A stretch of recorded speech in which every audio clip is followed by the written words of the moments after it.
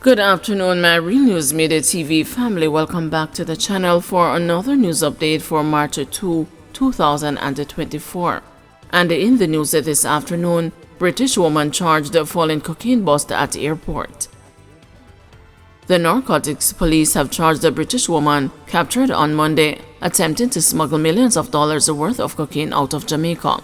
Tanya Shantae Clark Johnson, a 22-year-old of Culvert Road, London, England, was charged on Thursday, 4 days after she was nabbed at the Stankston International Airport in St. James in possession of nearly 4 pounds of cocaine. The narcotics police reported that the Briton checked in at the airport for a flight destined for London Gatwick. During a search of her luggage, the cocaine, with a street value of Jamaican $7.6 million, was found concealed in Jamaican craft items. She is booked to appear before the St. James Parish Court on Wednesday, March 6. Police say lottery scammers have increased the methods of data mining. The Communication Forensics and the Cybercrime Division of the Jamaica Constabulary Force says the lottery scammers have increased their methods of data mining to carry out their nefarious activities. But Deputy Superintendent Maurice Good says that the division has been successful in assisting investigators with analyzing digital data from devices confiscated by the police during arrest. DSP Good says that between 2016 and 2023, 450 people were arrested for lottery scamming activities. Of that number, more than 400 have been charged, 29 extradited, and 62 convicted. Addressing a breakfast forum hosted by the Global Services Association of Jamaica on Thursday, the senior cop said the division has been increasing its capacity for successful prosecutions by having analysts engage in continued training. We recently trained them in malware investigation, and we have a course coming up in a few months' time in network forensics, because we need to go into the network as well and to see where persons are hiding and how they're doing the data mining. And my friend next to me definitely will speak to that.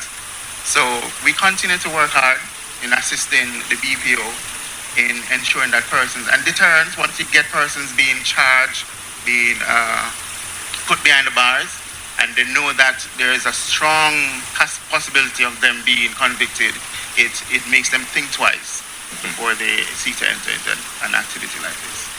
I'm happy that Minister is here. CFCD is in need of resources. Right, Minister? And so we continue to give the support, but I do believe that if we have more resources, because training, that is what helps, because the things are changing so fast and so often, we have to stay ahead of the game. Meanwhile, Ananda Birader, president of the Global Services Association of Jamaica, said he expects to see a reduction in lottery scamming activities in a few months. Call centers are considered the #1 feeder of information to lottery scammers. Several incidents of lottery scamming have been reported among employees in recent years, leading to arrest. Mr. Biradar said work has been ongoing within the private security industry to identify more culprits. It did increase during the COVID or just post-COVID era, but now it would have subsided a bit. But there are private security companies coming up with solutions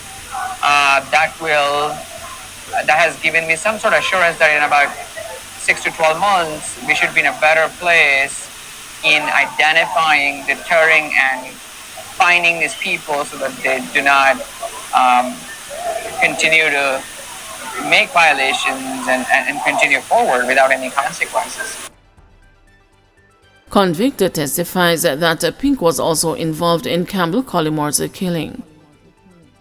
Murder convict turned prosecution witness Wade Blackwood on Friday insisted that he knew of Dwayne Pink being involved in the murder of Simone Campbell Collimore, even though he never gave that name in his caution statement.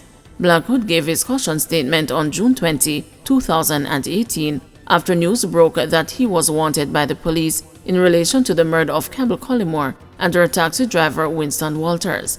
On Thursday, he also indicated that he knew Michael Adams, the man is said to have been contracted by Campbell Collimore's husband, Omar Collimore, for the unruly gang to carry out the attack. He maintained that he knew Adams even as Adams' attorney, Sanjay Smith, grilled him as to how could he know his client and did not even know his first name. Campbell, Collymore, and Walters were shot and killed on January 2, 2018, outside the businesswoman's Forest Ridge apartment in Red Hill, St. Andrew, allegedly by Blackwood and an accomplice, Jim, who has since been killed by the police. While being questioned in the Home Circuit Court in downtown Kingston by lead prosecutor Andrea Martin Swaby, she noted that in Blackwood's statement, he noted that he did not know Adams's friends who were not from Brook Valley, yet he claimed to have known Dwayne Pink. Those persons who you are referring to as Adams's friends, who you said they are not from Brook Valley, who are those people? Martin Swaby asked, to which Blackwood responded, Pink, Adams, and an ex-guy.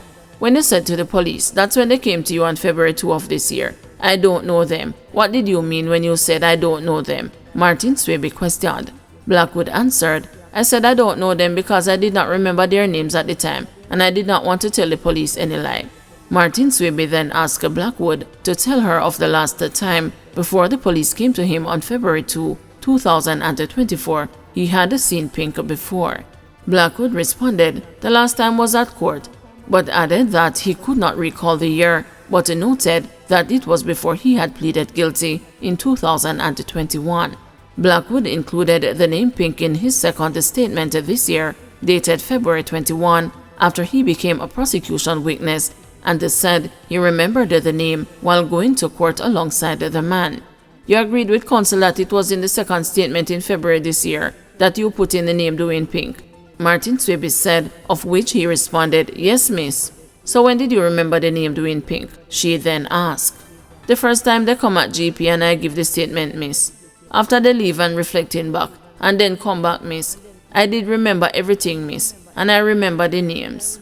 Pink was not seen in the surveillance video, but Blackwood was seen shooting at the left side of the motor car with Campbell, Collymore, and Walters inside. The matter will continue at the Home Circuit Court on March 11. Waterford councillor-elect criticizes voting process. In a passionate critique of the current voting system, Waterford councillor-elect Finlay Douglas has raised concerns about the challenges faced by voters during the local government elections.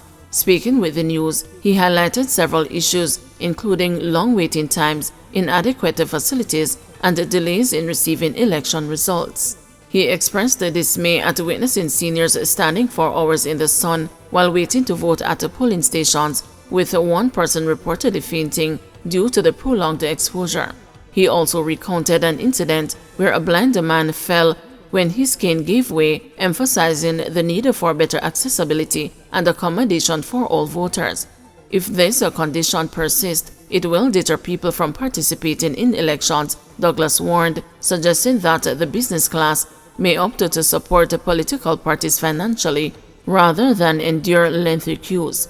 Calling for a re-evaluation of the voter identification process, Douglas is advocating for a more efficient method to verify voters without identification, proposing a revisit to the electronic voter identification system that was used in previous years.